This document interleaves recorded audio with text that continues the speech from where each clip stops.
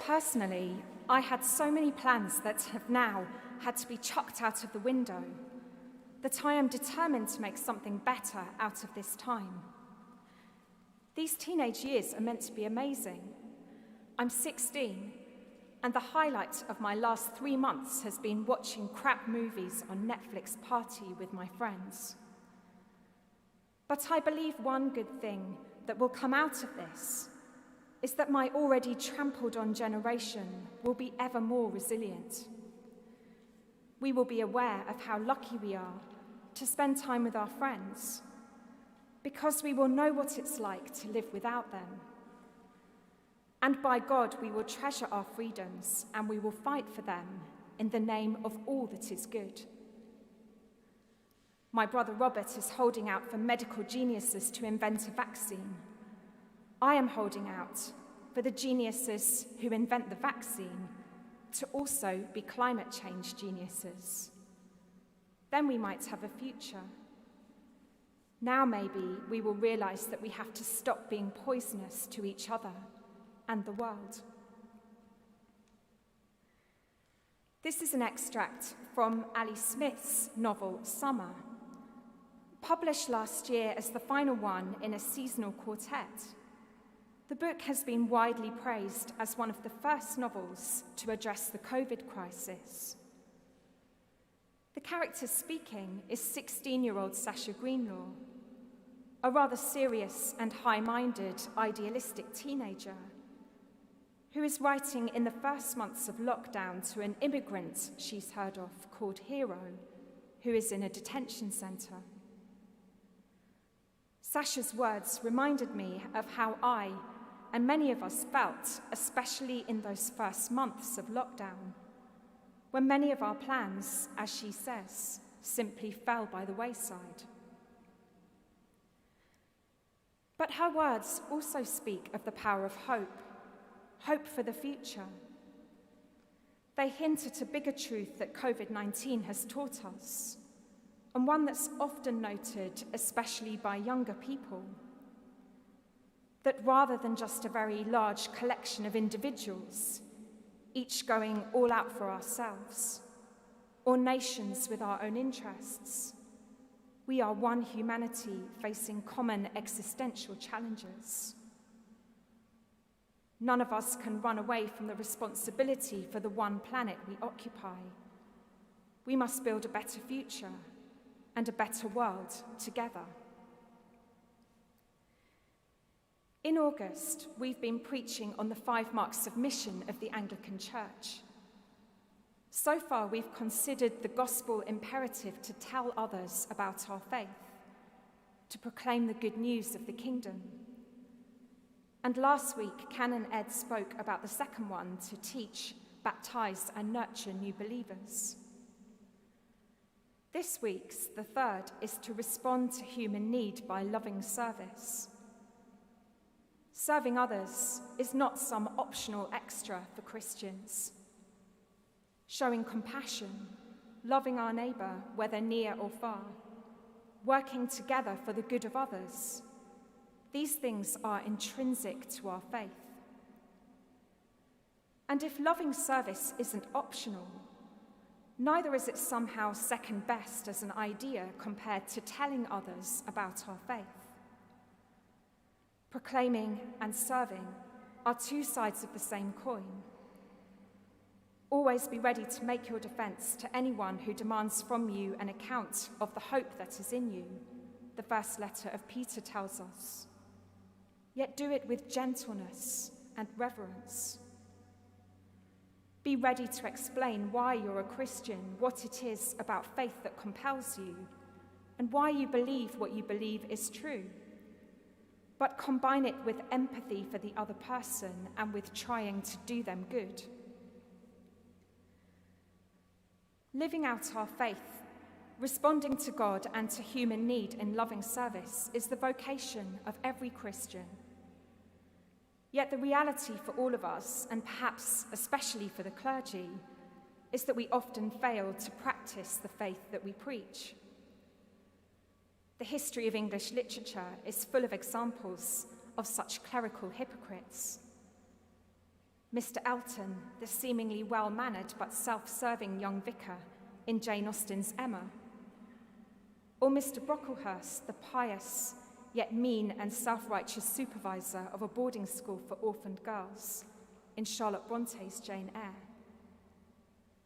Or there's the Poisonwood Bible, Barbara Kingsolver's 1998 novel, where Nathan Price, a Southern Baptist missionary, and his family relocate to the Congo. But Nathan, in his determination to save Africa for Jesus, does a huge amount of damage in trying to persuade the Congolese men to convert to Christianity, whilst completely failing to listen or to learn their culture. It's easy to say we should serve others, but not always so easy to do. As an old poem puts it, I'd rather see a sermon than hear one any day. I'd rather one would walk with me than merely show the way. Thankfully, in Christianity, there is forgiveness. And this is the point. The good news of the kingdom that we proclaim is the extravagant, genuine, and forgiving love and grace of God that we can only ever receive. We don't serve others or do good works to earn God's favor. Christian service is not a matter of a few rules made up by a heavenly bureaucrat or policeman, or of us appeasing a wrathful or vengeful judging God.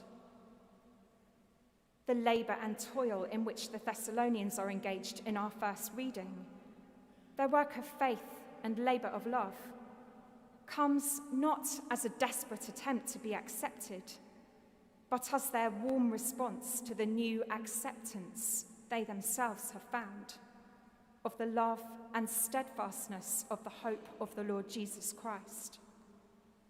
Their good deeds are a matter of reflecting God's glory with every part of their lives. That's not to say that the practical love that the Thessalonians are being called to show in the community won't be hard work. The service God is calling them to is demanding.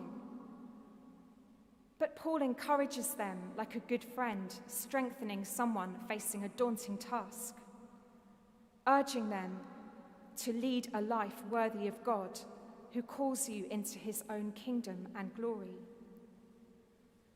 The Hebrew origin of the word translated here to lead literally means to walk.